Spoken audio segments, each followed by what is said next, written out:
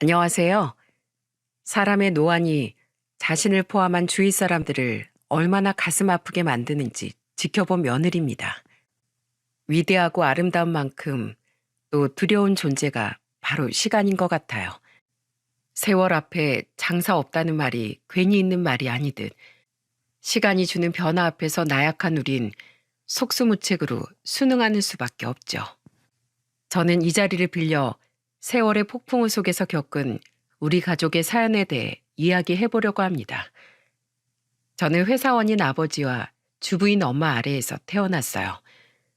학창 시절엔 공부를 잘하지도 못하지도 않던 평범한 학생으로 피부친 오빠 아웅다웅하며 평범하게 성장했죠. 저는 살던 지역의 지방 국립대를 졸업한 후 부모님과 살며 회사를 다니다 거래처 직원이었던 남편을 만나 나이 28에 결혼을 했습니다. 그리고 이듬해엔 예쁜 딸 하나를 낳고 여전히 평범하고 소소한 삶을 이어갔어요.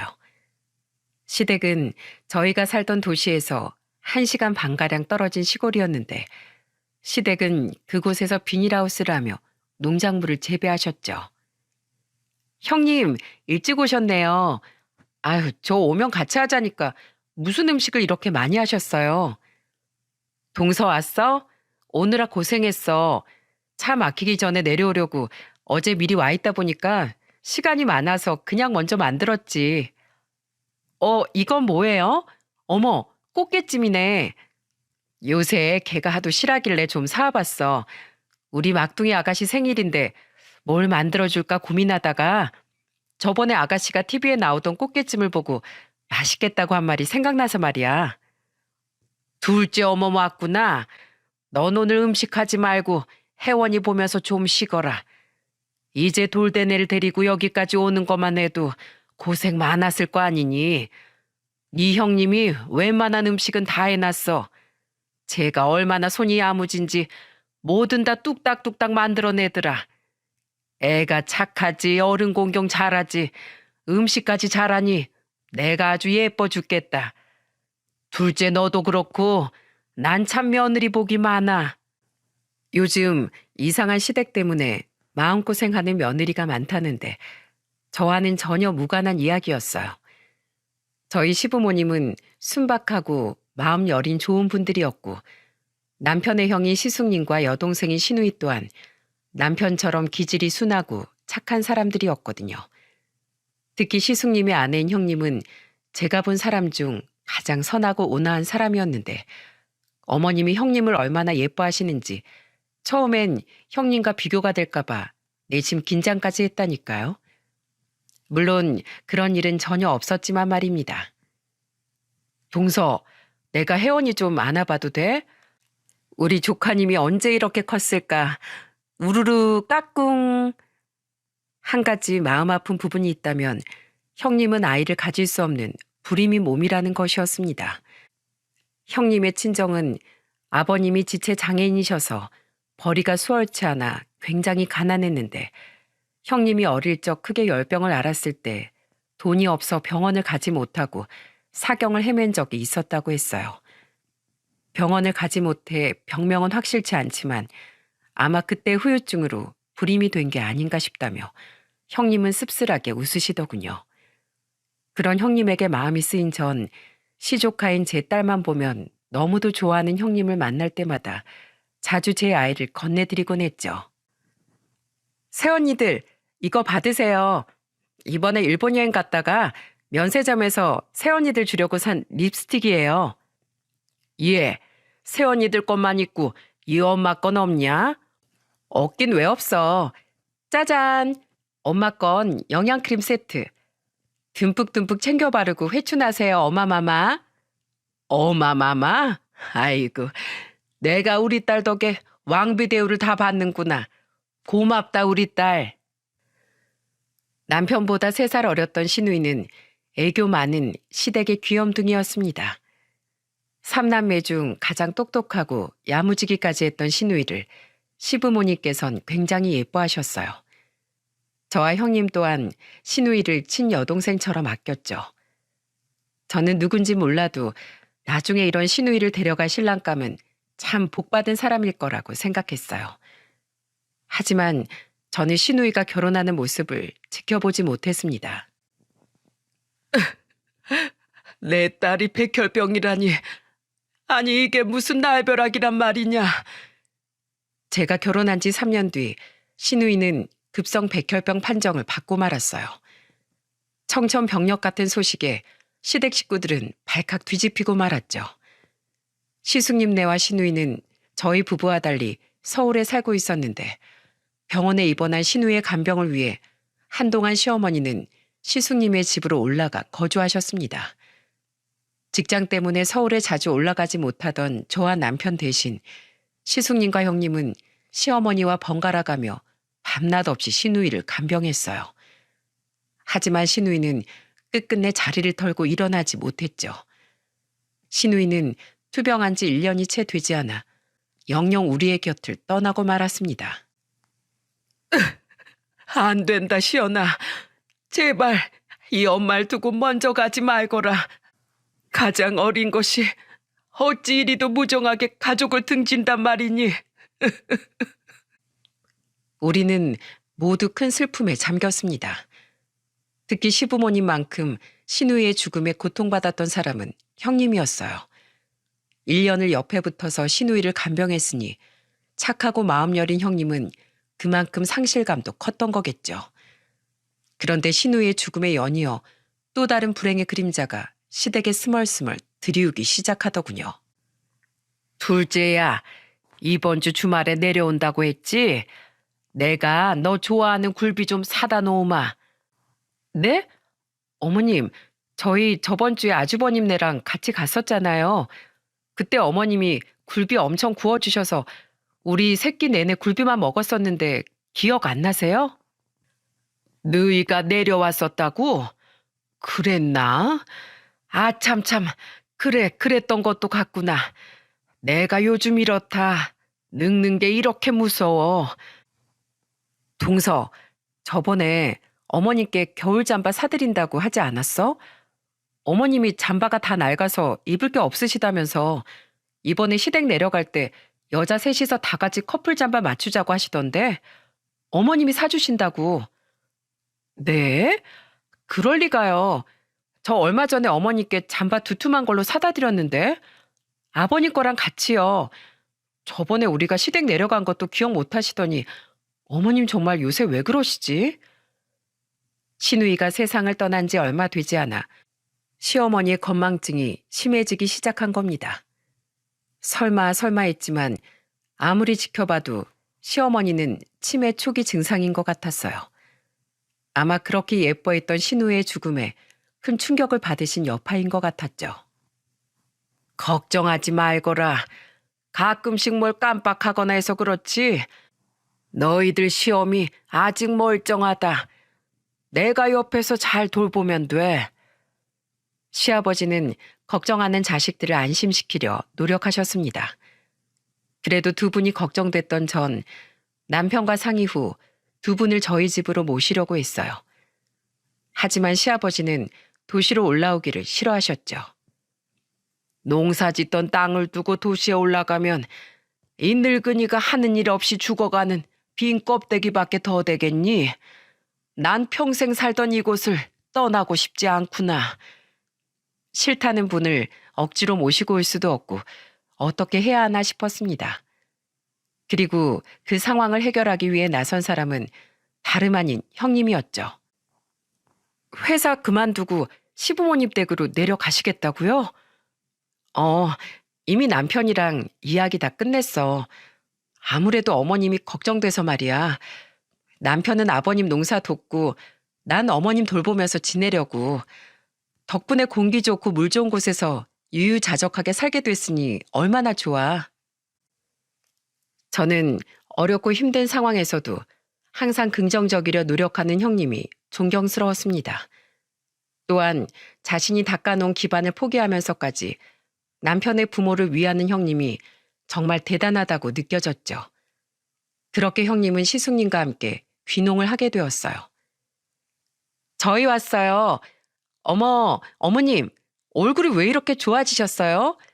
어디 나가서 50대라고 말해도 사람들이 다 믿겠어요? 시부모님은 시숙님과 형님이 합가하고 나서 굉장히 밝아지셨습니다. 우리 또한 시숙님과 형님 덕에 시부모님에 대한 걱정을 덜 수 있게 되었죠. 이 모든 일이 형님이 먼저 큰 결심을 해주신 덕분인 걸 모두가 잘 알고 있던지라 저와 남편을 포함한 시댁 식구들 모두 형님에게 굉장히 고마워했어요. 하지만 안타깝게도 행복과는 별개로 한 번 시작된 시어머니의 치매 진행은 멈출 길이 없더라고요. 시숙님과 형님이 시내의 병원으로 시어머니를 모시고 다니며 치매 진행을 늦추려 노력했지만 시어머니의 치매는 조금씩 악화되어 갔습니다. 저는 너무 고생하는 형님이 걱정스러워 못해도 2주에 한 번은 남편과 딸과 함께 주말에 시댁으로 내려가곤 했죠. 일하랴 육아하랴 힘든 사람이 왜 이렇게 자주 내려와? 주말엔 좀 쉬지. 난 괜찮아, 동서. 괜찮긴요. 이렇게 얼굴이 상하셨는데요. 이번 주말엔 저랑 남편이 어머님 돌볼 테니까 형님은 오랜만에 시숙님이랑 어디 놀러라도 다녀오세요. 그래? 그럼 오랜만에 난 혜원이랑 좀 놀아줘 볼까? 혜원아, 오늘 큰엄마랑 같이 도시락 싸서 소풍 갈까? 큰엄마랑 좀 놀아주라. 형님은 참 가족밖에 모르는 분이었습니다. 자신은 가족의 얼굴을 보며 살아갈 힘을 얻는다고 형님은 종종 제게 이야기하곤 했죠. 한편 치매 환자의 시간은 거꾸로 흐른다더니 언제부턴가 시어머니는 가슴 아픈 이름을 입에 올리기 시작하시더군요. 시연이는 집에 언제 내려온다니? 그 사람은 바로 죽은 신우이였습니다. 시어머니는 신우이가 세상을 떠났다는 사실을 종종 잊어버리기 시작하셨죠. 큰애야, 네 신우이한테 전화 좀 해보련.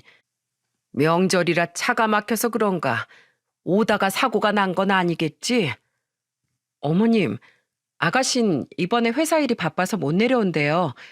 지금도 일하는 중이라고 하니까 제가 나중에 어머니께 전화드리라고 문자 남겨놓을게요. 익숙한 듯 형님은 시어머니가 놀라지 않게 하얀 거짓말을 하며 시어머니를 달랬습니다. 저는 차오르는 눈물을 애써 훔치며 형님을 도와 시어머니를 보살폈어요.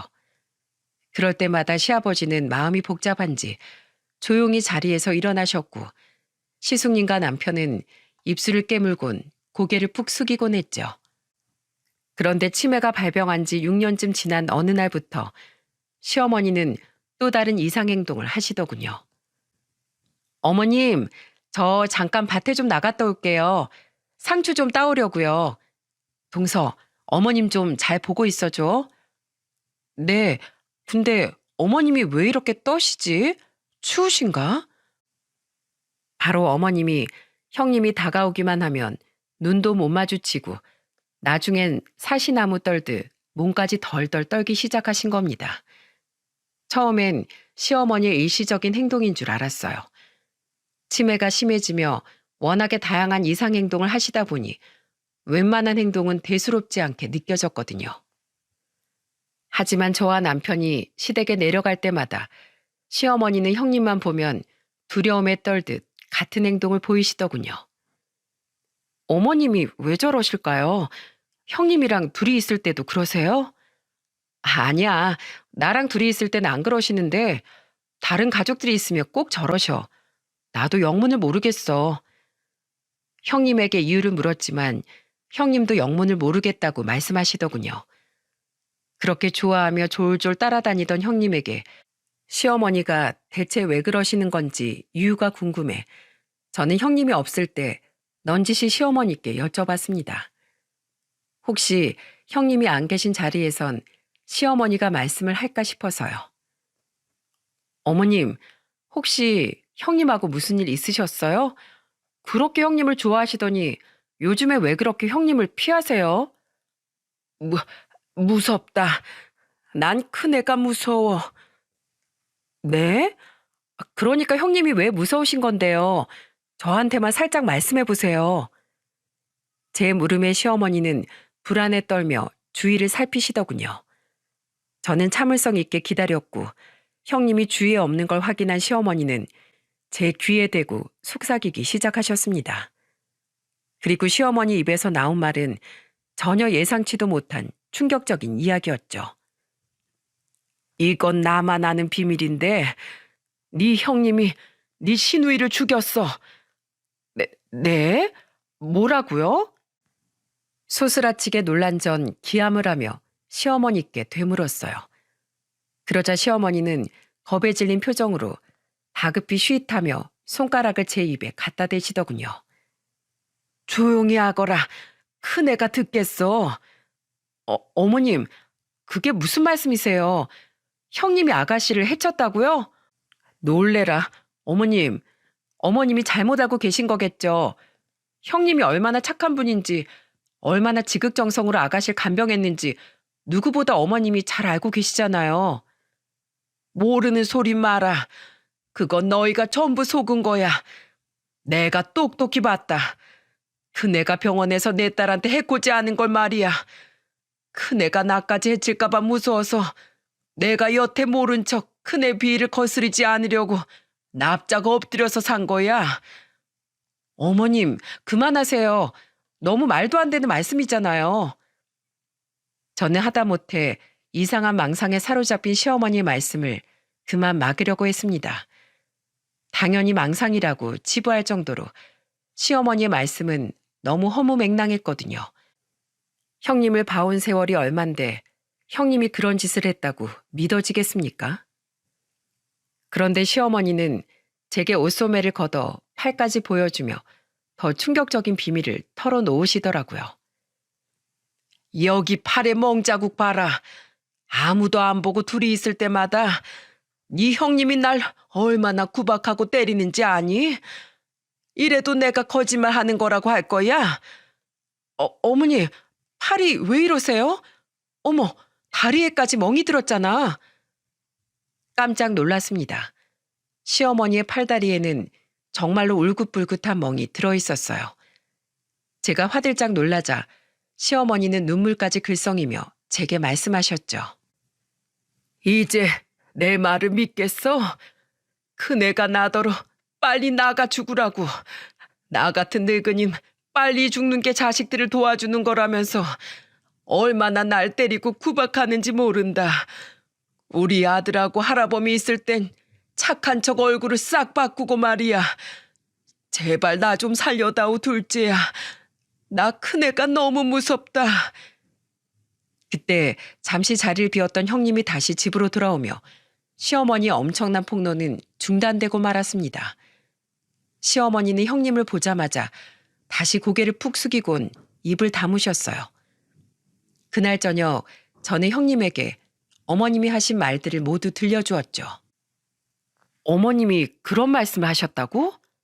네, 저도 형님이 정말로 그러셨을 거라고 믿는 건 아니지만 어머님이 정말로 벌벌 떨면서 저한테 도와달라고 말씀하시더라고요. 그래서 말인데 형님, 어머님 팔다리의 멍자국은 대체 뭐예요? 어머님은 형님이 때려서 그렇게 된 거라고 말씀하시던데 그럴 리는 없잖아요. 당연히 아니지. 그건 며칠 전에 어머님이 문지방에 걸려 넘어지시면서 생긴 거야. 나도 얼마나 놀랐다고. 어머님이 나한테 뭐 서운한 게 있으신가? 자꾸 날 무서워하시길래 왜 그러나 싶었는데 그런 생각을 하고 계셨단 말이야? 당황스럽긴 한데 어머님 치매 증세가 더 심해지는 것 같아서 걱정이네. 망상도 심한 치매 증상의 일종이라고 하잖아. 아무튼 동서, 내가 의사한테도 얘기해보고 어머님 더 신경 써서 보살필 테니까 너무 걱정하지 마. 알았지? 형님은 말도 안 되는 소리라며 도리어 황당하다는 표정을 짓더군요. 조금도 찔릴 것 하나 없다는 태도의 형님을 보고 저는 역시나라는 생각에 안도를 했죠. 하지만 시어머니는 그 뒤론 제가 시댁에 갈 때마다 저와 남편을 붙잡고 똑같은 말씀을 하시더군요. 왜 날 안 구해주는 게냐? 너희들도 다 큰애랑 한통 속인 거야? 늙고 병든 부모는 이제 무시해도 된다는 게냐? 내가 저 표독스런 큰며느리 때문에 우리 막내딸처럼 비명횡사한 뒤에야 땅을 치고 후회할 셈이야. 제발 저 나쁜 큰애 좀 경찰에라도 신고해다오. 그 앤 우리 집 재산을 노리고 있어. 얼른 나 죽게 만들고 혼자 남은 너희 시아비한테 재산 다 뜯어내서 평생 놀고 먹을 심산이라고.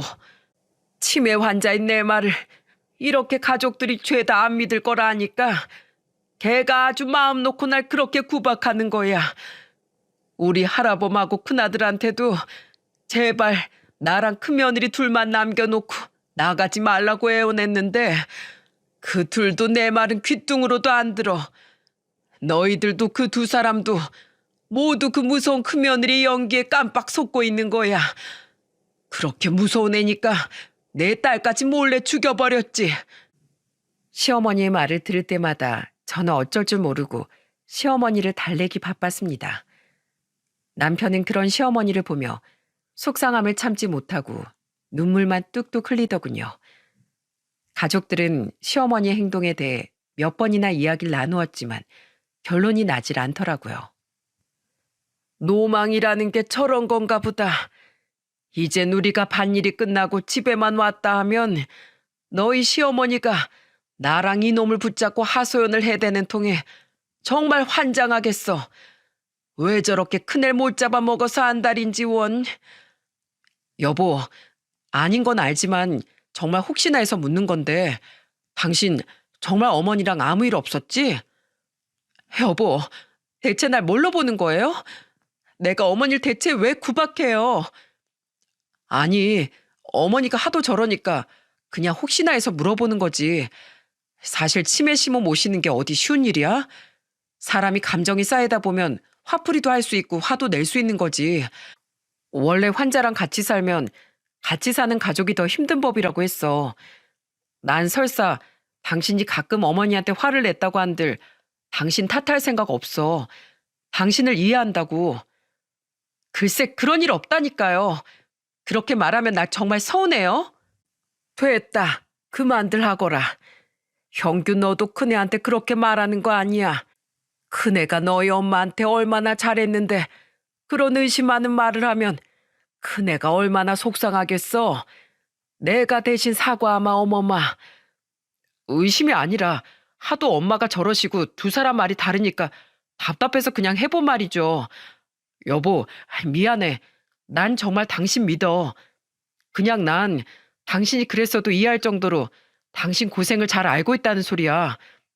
어머닌 요즘엔 저런 말씀 하시는 거 말곤 멀쩡하신 것 같은데 정말 왜 저러시는지 영문은 모르겠네.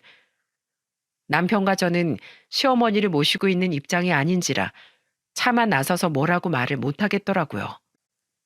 그날 집으로 돌아오는 길에 저와 남편은 진지하게 대화를 나눴습니다. 남편은 제게 은밀한 제안을 하더군요. 아무래도 저대로 뒀다간 다른 가족들도 그렇지만 형수님이 너무 고통을 받으실 것 같아. 다들 형수님을 믿는다곤 하지만 어머니께서 하도 강경하게 나오시니까 속으론 의심을 할 수도 있잖아. 당신도 나도 혹시나라는 생각이 있는 건 사실이잖아. 안 그래? 물론 형님의 말을 믿지만 당신 말처럼 어머님 입장도 한결같으신데다 요즘엔 정신이 멀쩡해 보이시니까 무작정 무시하기 힘들긴 해.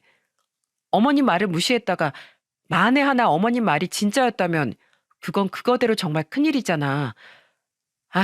이 사태를 어떻게 해결해야 할지 모르겠네. 그래서 말인데 우리 부모님 집에 형하고 아버지도 모르게 CCTV 한번 설치해보자. 형하고 형수님 방만 빼놓고 말이야. 좀 알아보니까 별로 가격이 비싸지도 않더라고. 뭐? 그건 너무 사생활 침해 아니야? 그래도 우선 이 상황을 해결하는 게 먼저인 것 같아. 내가 다음 주에 몰래 설치하고 올 테니까 그때 한번 확인해보자. 영상을 보면 답이 나오겠지. 오래 고민한 끝에 내린 답이라는 남편의 뜻을 차마 막을 수가 없었어요. 저 또한 만에 하나라는 생각 때문에 불안하긴 마찬가지였거든요. 남편은 정말로 CCTV를 구매해 다음 주 주말 시댁에 몰래 설치를 했습니다. 우리는 애써 떨리는 마음을 숨긴 채 시댁에서 아주 초조한 주말을 보냈죠. 조금만 지나면 모든 진실이 밝혀질 거라는 믿음으로 말입니다. 주말이 끝나고 집으로 돌아온 우리는 다음 날 회사에서 퇴근을 하자마자 불이 났게 집으로 달려왔어요. 딸의 저녁을 챙겨준 후 우리는 두근거리는 가슴을 애써 진정시키며 그날 녹화된 CCTV 영상을 CCTV와 연동된 남편의 휴대폰을 통해 확인하기 시작했죠. 그리고 CCTV 속 시어머니와 형님의 모습을 확인한 남편과 저는 충격을 받은 나머지 그만 침대에 털썩 주저앉고 말았습니다. 이게 뭐야? 이건 어머님하고도 형님의 말이랑도 전부 다르잖아. 시아버지와 시숙이 농사일을 나간 뒤 시댁엔 시어머니와 형님만 덩그러니 남아 있었어요. 형님은 설거지를 한 후 거실로 나오고 있었는데 대뜸 시어머니가 형님께 달려들더군요. 그리곤 형님의 머리채를 거칠게 낚아채는 모습에 저와 남편은 경악을 하고 말았죠. 아! 어머님, 아파요. 이 망할년, 네가 우리 딸을 죽였지? 네가 우리 딸을 못살게 괴롭혀서 내 딸이 몹쓸 병에 걸려서 죽은 거야. 너도 죽어버려. 어머니, 제가 안 그랬어요. 저도 아가씨가 세상을 떠난 게 너무 슬프다고요. 제발 이러지 마세요. 거짓말 하지 마. 내가 네 검은 속내 모를 줄 알고?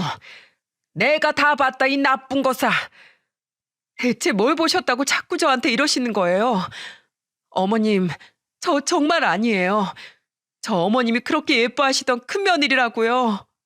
네가 내 큰며느리라고? 거짓말 하지 말어. 우리 큰며느린 너처럼 나쁜 인간이 아니야. 그러고 보니 우리 큰애가 어디 갔지? 그것이 자기만 나가서 맛있는 거 먹고 시에 민난 굶기려고 드는 게로구나. 내가 우리 딸만 집에 왔단 봐라. 그것이 날 구박한 걸 다 일러줄 테다. 제가 큰며느리라니까요, 어머니. 제발 저 좀 알아봐 주세요. 저 정말 너무 힘들어요. 정말 충격적이었어요. 영상 속 시어머니는 평소 우리 앞에서 멀쩡하던 모습과 달리 굉장히 치매가 심해진 모습이었습니다. 시어머니에게 사정없이 머리를 뜯긴 형님은 시어머니를 붙잡고 엉엉 울고 있었고, 시어머니는 형님에게 네가 내 딸을 죽였다고 윽박질렀다가 갑자기 눈앞에 있는 형님을 못 알아보고 형님을 찾다가 마지막엔 방금 전 자기 입으로 죽었다고 말한 시누이를 찾기까지 하시더라고요. 게다가 그 뒤론 잠시 잠잠하다 싶었더니 그 뒤에 벌어진 상황은 결국 남편과 저를 울리고 말았습니다. 시어머니는 거실에 앉아 청소를 하던 형님을 멍하니 바라보고 계시더니 대뜸 거실 구석에서 바지를 엉거주춤 내리고 볼일을 보기 시작하시더군요. 그리곤 형님을 보고 이렇게 말씀하셨죠. 시연아, 휴지가 다 떨어졌구나. 네 큰 새언니한테 말해서 나 휴지 좀 가져다 다오. 어머니, 여기 화장실이 아니에요. 얼른 일어나세요. 일어나라고? 아이쿠, 어머니. 시어머니는 형님을 죽은 시누이라고 부르셨어요. 그리고 놀란 형님의 외침에 시어머니는 자리에서 일어나다 그만 용변을 깔고 주저앉으시더군요. 형님은 들고 있던 빗자루를 뿌리치고 어머니께 달려가 맨손으로 휴지를 들고 시어머니의 몸을 닦아주며 눈물을 흘렸습니다. 우니 내 딸, 울지 마라. 내가 또 널 울렸구나. 안 그래도 병 때문에 아픈 너한테 늙은 내가 짐만 된 게야. 미안하다, 딸아. 괜찮아요, 어머님. 어머님 말씀대로 저 어머님 딸이잖아요. 제가 어머님 지켜드릴게요.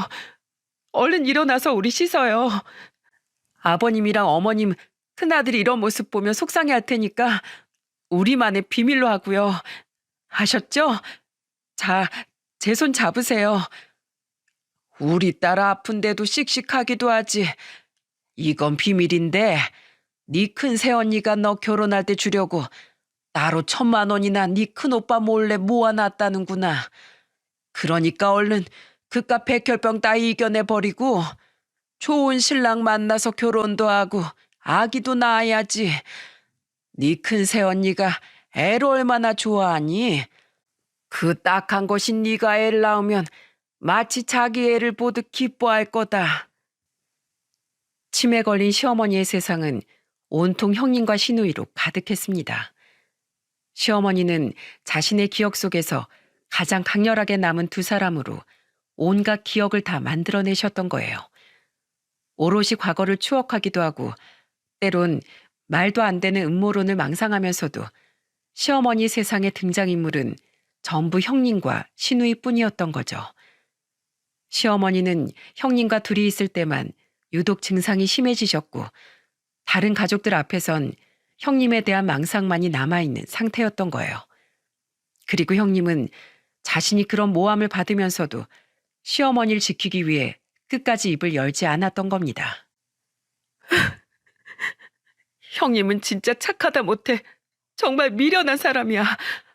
어떻게 자신이 그런 오해를 받는데도 아무 말도 하지 않을 수가 있어? 이런 사람을 우리가 의심한 거야? 난 정말 인간도 아니야. 내 자신이 너무 한심해. 저는 남편에게 안겨 엉엉 울었습니다. 남편 또한 차마 고개를 들지 못하고 제 어깨가 축축해지도록 눈물만 흘려댔죠. 다음 날 남편과 저는 퇴근한 후 딸을 친정엄마에게 맡기곤 곧장 시댁으로 내려갔습니다. 동서, 연락도 없이 어쩐 일이야? 모든 진실을 알고 다시 보니 형님의 얼굴은 전에 비해 많이 까칠해져 있더군요. 피부도 건조하고 눈밑도 푹 꺼진 것이 그제야 형님의 힘든 고생들이 느껴져 다시금 눈가가 뜨거워졌죠. 저와 남편은 시아버지와 시숙님에게 CCTV 영상을 전부 보여주었습니다. 시아버지와 시숙님 또한 자신들 앞에선 멀쩡했던 시어머니의 경악할 만한 행동에 입을 다물지 못했어요. 그리고 끝내 영상을 봤던 저와 남편처럼 뜨거운 눈물을 주체하지 못했죠. 그 옆에 앉아있던 형님은 아무 말도 못하고 고개만 푹 숙이고 계시더군요. 저와 남편은 그런 형님 앞에 무릎을 꿇고 용서를 빌었습니다. 동서, 서방님, 왜 이러세요? 얼른 일어나세요. 아닙니다, 형수님. 제가 정말 잘못했습니다. 제가 감히 형수님을 의심해서 집에 CCTV까지 다는 몹쓸 행동을 했어요. 너무 죄송해서 절 용서해달란 말씀도 못 드리겠습니다. 형수님, 그냥 절 두들겨 패주세요. 자식인 저도 어머니의 저런 행동을 감당하지 못했을 것 같은데 자식보다 더 자식처럼 저희 어머니를 보살펴주신 형수님을 의심한 전 그래야 마땅합니다. 저도 죄송해요, 형님. 대체 왜 저희한테 말씀을 안 하셨어요? 전 어머님 치매가 이렇게 심해진 줄은 꿈에도 생각 못했어요. 대체 혼자서 얼마나 많은 고통을 받으셨던 거예요, 형님? 아니야. 난 내 욕심 때문에 그랬어. 어머님 상태가 심해진 걸 알면 다들 어머님을 요양병원으로 모시자고 할 걸 아니까 차마 어머님을 그런 낯선 곳으로 보낼 수가 없어서. 동서, 그리고 서방님, 저 의심하신 거 충분히 이해해요. 어떻게 자식이 부모 말에 귀를 기울이지 않을 수 있었겠어요. 그러니까 저한테 미안해하지 마세요. 어쩐 일인지 시어머니는 아무 말씀도 않고 먼발치에 앉아 우리를 멍하니 바라보고만 계시더라고요. 형님은 두 손에 얼굴을 묻고 결국 울음을 터뜨리셨습니다. 형님의 울음에 함께 눈물이 터진 시아버지와 시숙님은 자리에서 벌떡 일어나 저와 남편의 옆에 함께 무릎을 꿇으시더군요. 놀란 형님은 시아버지를 일으키려고 했지만 시아버지는 요지부동인 채 형님께 용서를 비셨죠. 아버님, 왜 이러세요? 아버님까지 이러지 마세요. 당신도 얼른 일어나. 아니다, 큰애야. 내가 차마 널 똑바로 바라볼 면목이 없구나. 혼자서 얼마나 마음고생이 심했니? 이 모진 고통을 오롯이 너에게만 떠넘기고 아무것도 몰랐던 내 스스로가 너무 한심하고 원망스럽다. 부디 네 고생을 몰랐던 날 용서해다오. 여보, 내가 미안해. 난 당신이 어머니 때문에 이렇게 힘들었는지 꿈에도 모르고 그저 이 상황이 답답하다며 당신한테 솔직하게 이야기해보라는 말이나 짓거렸어. 난 쓰레기야. 난 자식으로서도 남편으로서도 아주 최악인 인간이야. 어떻게 내가 당신한테 그럴 수 있었을까? 아니야. 난 괜찮아. 아버님, 저 정말 괜찮아요. 제가 가족들에게 작정하고 숨긴 건데 왜 가족들이 저한테 이렇게 미안해해요. 어머님이 저에게 얼마나 잘해주셨었는데요. 그런 어머님을 위해 사는 고생, 전 고생이라고 느껴지지도 않았어요. 그러니까 다들 일어나세요. 자꾸 이러시면 저 너무 속상해요. 끝없이 흐느끼던 형님은 바닥으로 내려와 가족 모두를 두 팔로 껴안았습니다. 혼자서 모든 고생을 떠안은 자신을 의심했던 가족을 형님은 조금도 원망하지 않았어요. 끝이 보이지 않을 정도로 착하고 깊은 형님의 마음이 느껴져 저는 더더욱 죄스러운 마음에 눈물이 멈추지 않았죠. 내 새끼들 왜 울어? 또 내가 뭘 잘못한 게냐? 내가 미안하다. 늙고 병들어서 너희에게 짐만 되어서 정말로 미안해. 큰애야, 우리 시언일 간병하느라 가뜩이나 네가 고생이 많은데 나까지 보태게 되어서 정말 미안하구나. 착한 우리 큰며느리 울지 말거라. 아니에요, 어머님. 어머님이 왜 제 짐이에요. 전 괜찮아요. 전 어머님 며느리여서 정말로 행복해요. 멍하니 앉아있다가 우리에게 다가온 시어머니의 말에 형님은 거의 대성통곡을 하듯 시어머니를 끌어안고 엉엉 울었습니다. 그 모습이 너무 가슴이 아파 가족들은 아주 오래도록 눈물을 그치지 못했죠. 결국 시아버지와 시숙님 그리고 남편의 강력한 의견으로 우린 시어머니를 요양병원에 모시게 되었습니다. 형님은 끝까지 자신이 시어머니를 모시겠다고 애원하셨지만 세 남자의 의견은 강경했어요.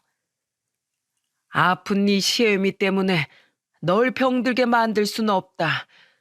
어머마, 넌 최선을 다했어. 이만하면 됐다. 난 널 더 이상 고생시킬 수 없어. 지금도 이미 늦었다. 진즉에 우린 네 시어머니를 요양병원에 보냈어야 했던 거야.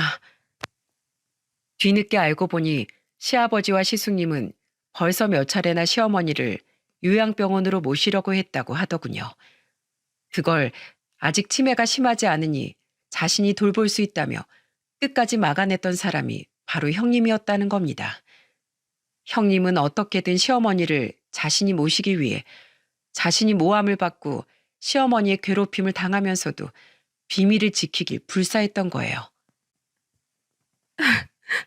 어머님, 제가 자주 올게요. 어머님이 제일 좋아하시던 베개도 가져다 놨으니까 꼭 이거 베고 주무세요. 어머님 이 베개 아니면 잠 잘 못 주무시잖아요. 어머님, 피부 짓무르니까 너무 누워만 계시지 말고 산책도 하고 하세요. 아셨죠? 입맛 없다고 밥 거르지 마시고 밥도 꼬박꼬박 잘 드셔야 돼요. 고얀 거 결국 네가 날 병원에 쳐넣는구나. 나도 우리 막내딸처럼 말려 죽일 셈이냐? 둘째야, 제발 날 여기 버려두고 가지 말거라. 너흰 다 큰애한테 속고 있는 거야. 요양병원 입소 날까지 시어머니는 형님에게 악담을 퍼부으셨습니다. 형님은 그런 시어머니를 두고 집으로 돌아오면서도 발걸음이 떨어지지 않는지 몇 번이나 요양병원을 돌아보더군요. 그날 형님은 방에 들어가 늦은 밤이 될 때까지 밥도 먹지 않고 울기만 했죠. 다음 날 저와 남편이 집으로 돌아가기 전 아침 식사 자리에서 시아버지는 형님에게 이렇게 말씀하셨어요. 큰애야, 마음도 심란할 텐데 푹 좀 쉴 겸 당분간 친정에 다녀오는 건 어떠니? 그래도 될까요? 사실 지금 친정 사정이 안 좋아서 안 그래도 계속 신경 쓰였거든요. 사정이 안 좋다고? 아니, 사돈댁에 무슨 일이 있는 거야? 사실 제 남동생이 전세 사기를 당해가지고 가뜩이나 가난한 형편에 있던 돈도 다 날린 채 반 지하방에서 올케랑 조카랑 셋이 살고 있었어요. 근데 엎친 데 덮친 격으로 한 달 전에 밤에 대리운전을 뛰다가 사고가 크게 나서 지금 병원에 입원해 있어요. 상태가 아직도 많이 안 좋아서 재수술을 해야 한다는데 돈이 없어서 수술도 못 받고 있고요. 근데 아시다시피 저희 친정이 도와줄 형편이 안 돼서 지금 올케가 저희 엄마한테 조카를 맡기고 파출부위를 다니고 있어요. 엄마는 조카 돌보면서 남동생 간병을 하고 있고요. 어머님 때문에 다들 힘든 마당에 저희 친정 이야기를 할 수 없어서 말씀 안 드렸어요. 아신다고 어쩔 수 있는 상황이 아닌지라 괜한 걱정 끼쳐드리고 싶지 않았거든요. 남동생한텐 제가 조금씩 모아놨던 용돈 300만 원만 급한 대로 보내줬는데 이제 어머님도 안 계시니 올라가서 엄마랑 교대로 남동생 간병을 좀 해주고 싶어요. 알면 알수록 저는 형님이 너무 대단하게 느껴져 말문이 막혔습니다. 형님은 시어머니 때문에 아무에게도 말 못하고 고생하던 와중에 친정 일까지 걱정할 수밖에 없는 상황이었던 거예요.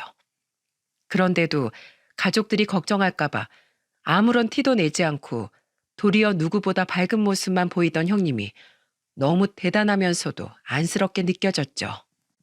이런 착한 사람에게 왜 자꾸 그런 힘든 일만 생기는 건가 싶어서요. 게다가 여태껏 시어머니를 보살피느라 힘들었음에도 불구하고 또다시 남동생을 간병하러 가고 싶다고 자처하는 형님의 마음 씀씀이에 존경심마저 들었습니다. 시아버지는 형님의 말을 듣고 형님을 타박하시더군요.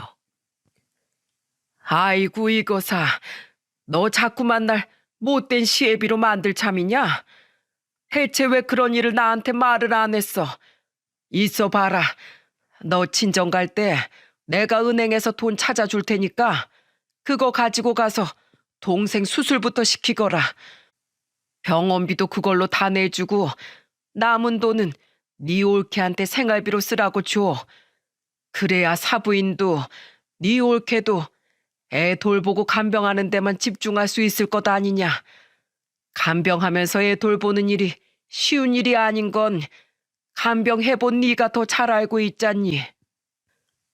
아버님, 하지만 그 큰돈을 제가 어떻게 받아요? 너는 네 친어미도 아닌 시어미를 어떻게 그렇게 지극정성으로 보살폈니? 난 내 자식이 가족 일로 팔만 동동 구르면서 마음 아파하는 모습 보고만 있기 싫다. 게다가 넌 내 아내를 남편인 나와 자식들보다도 더 진심을 다해 보살펴준 은인이기도 해. 내 아내를 돌봐준 보답으로 그 정도 돈은 과한 게 아니라 부족하다.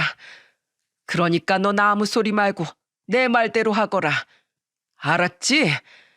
네 올케랑 친정 부모님께 맛있는 것도 좀 사드리고 네가 안 받으면 내가 직접 병원에 찾아가서 병원비 내고 네 올케 만날 거니까 그냥 여러 고생시키지 말고 어서 돈 받아서 가.